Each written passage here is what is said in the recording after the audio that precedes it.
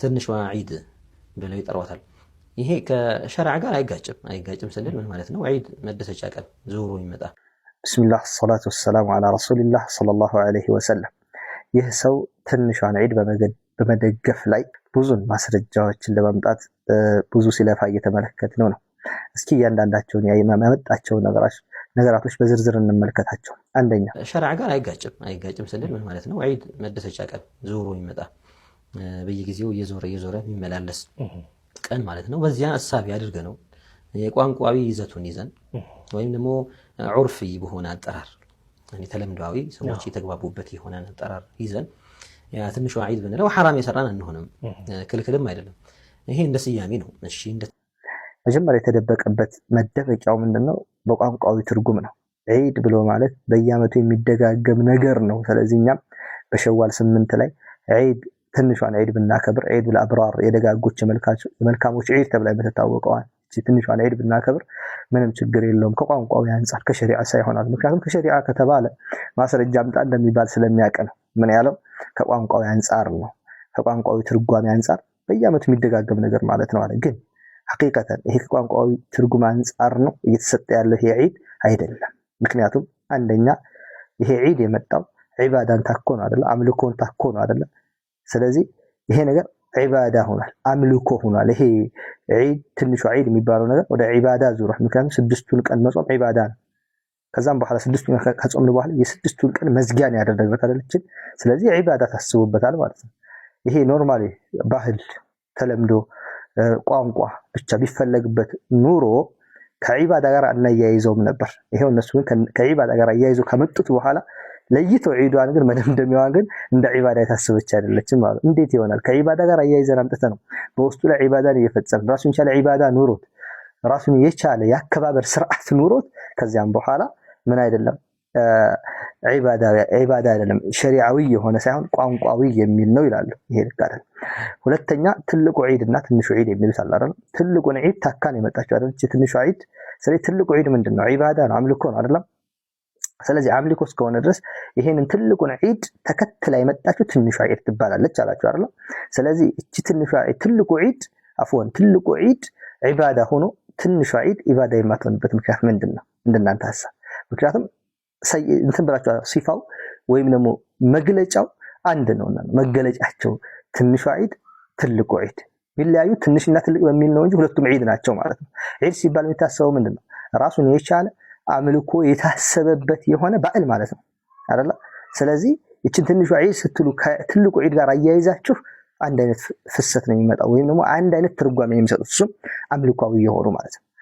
ስለዚህ በእንደነዚህ አይነት ሚዛኖች ስንመለከተው ቋንቋዊ ትርጉሙን የፈለግንበት አላችሁ እንጂ በተጨባጭ ግን ስራቸው የሚያሳየው ግን ምንድነው? ይሄ እቺ ዒድ ትንሿ ዒድ የምትሏት ዒድ አምልኮዊ ነገር እንደሰጣችኋት ነው። ምክንያቱም ዒድ ብሎ ማለት በየዓመቱ የሚደጋገም ነገር ነው አላችሁ አይደል? ለምሳሌ አንድ ሰው ሱቅ ከፈተ። ከዛም በኋላ ሱቁን ከከፈተ በኋላ ዓመት ሞላው፣ ከዛ 2 ዓመት ሞላው። እኔ እኮ 2 ዓመት እኮ ነው አሁን ዒድ ነው ቢል ይሄ ቋንቋዊ ትርጉም የሚያስኬድ ነው አይደል? ምክንያቱም በዚህ ቋንቋ ትርጉማ ዱንያዊ ነገር ነው። ነገር ግን እናንተ ግን አምልኮ ነው እየፈጸማችሁ ያላችሁት አይደል? ዒባዳ ነው እየፈጸማችሁ ያላችሁት አይደል? ከዒባዳ በኋላ የመጣ የዒባዳ መደምደሚያ አድርጋችሁ ነው ይሄን ነገር ዒድ ያመጣችሁት አይደል? ከዛም በኋላ ይሄ ሁሉ ካደረጋችሁ በኋላ አምልኮዊ ሳይሆን ቋንቋዊ ነው የፈለግንበት ማለት ይሄ አክል ያለው ሰው የሚቀበለው አይደለም ማለት ነው ኢንሻአላህ። ሌላው ረሱል አለይሂ ሰላቱ ወሰላም አልሰሩትም እኮ የሚሉ ሰዎች ብሎ የተወሰነ ትችት አዘል የሆነ ነገር ተናግረዋልና ረሱል አለይሂ ሰላቱ ወሰላም አልሰሩትም አይባልም አይነት ነገር ነው ያለው። ነብዩ አልሰሩትምና ክልክል ነው የሚል ቅራኔ ወይም ደግሞ ትችት የሚመጣበት ነገር አይደለም። ነብዩ አልከለከሉም አለይሂ ሰላቱ ወሰላም። ረሱል አለይሂ ሰላቱ ወሰላም እኮ አልሰሩትም ይሄን ነገር አትስሩት ማለት ትክክለኛ ጥያቄ ነው።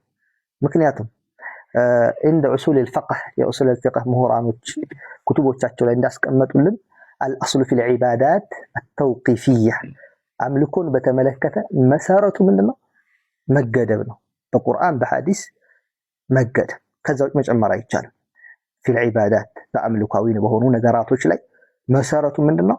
ተውቂፊያ መገደብ በማስረጃ የሚጠይቀው ማን ነው? ማስረጃ የሚጠይቀው ይላሉ የሰራው አካል ማስረጃ አለ ይባላል።